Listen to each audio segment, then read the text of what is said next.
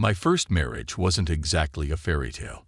We got married because we were young, naive, and honestly, just dumb. We were 18, and I guess we thought it was the right thing to do at the time.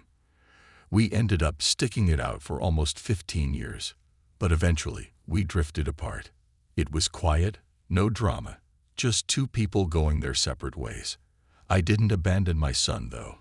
I made sure I was there for him, picking him up, dropping him off, doing whatever I could on weekends or vacations. Then I met Evelyn, and things started to get serious. From the get-go, I told her I wouldn't leave my son behind, no matter what. She was really understanding about it, which meant a lot to me. She had her own history, a tough one. Her marriage had been a disaster.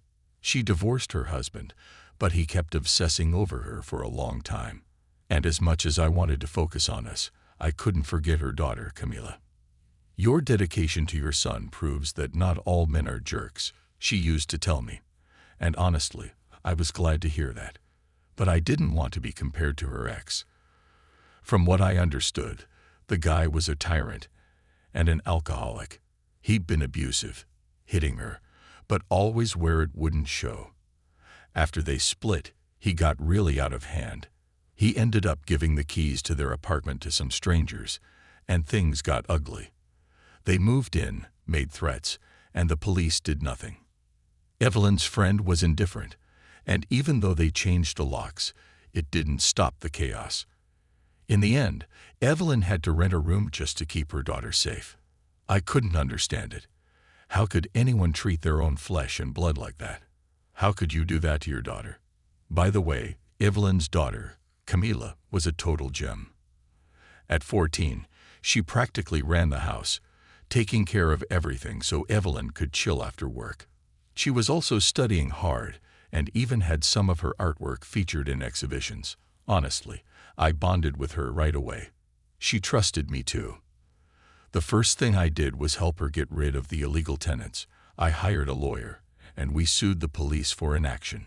It was an uphill struggle, but in the end, the apartment was vacated and the share was bought out. Evelyn wanted to sell it, but I offered to keep it for Camila. In the end, she wanted to have her own place, and when the time comes, she will be able to decide whether to sell it or stay. Evelyn agreed, and soon we got married. I adopted Camila. I even went to Evelyn's ex to get him to sign away his parental rights.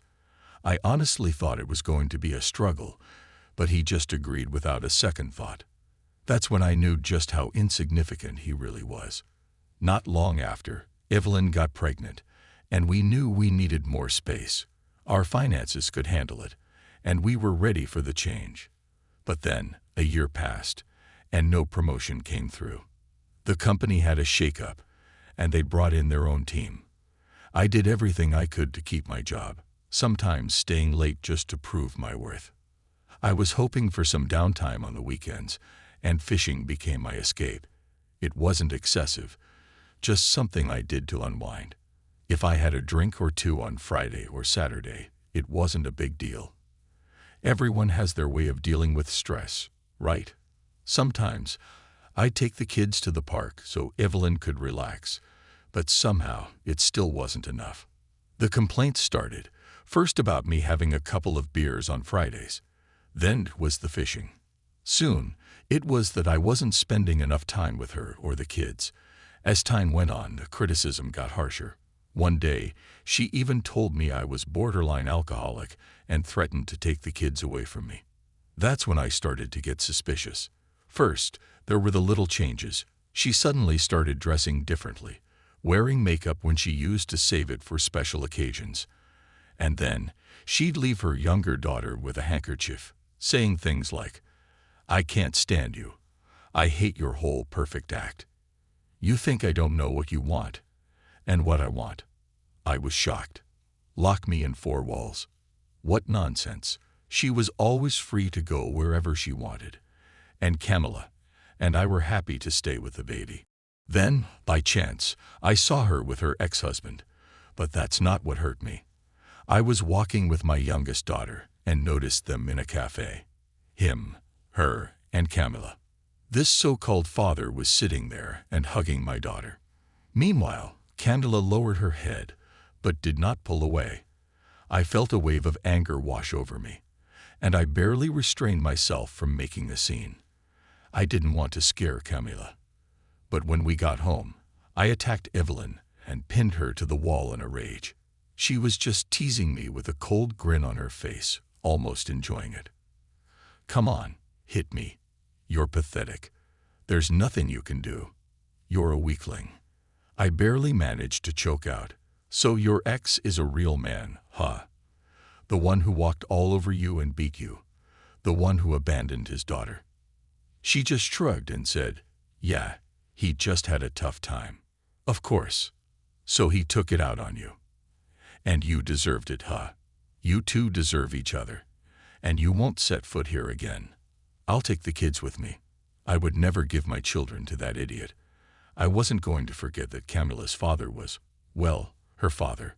He's the only one she knows and misses. But when it came to Camilla, Evelyn just tossed her aside, as if she meant nothing. It's painful. How can you do that to your own child? How can you call a father a man who cannot give peace even to his child and is ready to take away her living space? So she left. She took Camilla.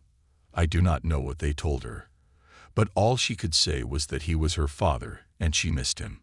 But Evelyn just moved on, forgetting about Ella, as if she were a disposable thing. After that, I started receiving calls from various authorities informing me about custody issues. In the end, Evelyn abandoned her daughter, and that worked against her. Her ex, of course, had learned his lesson during our marriage. He got remarried, had more kids, but just like with Camilla, he wasn't interested in them.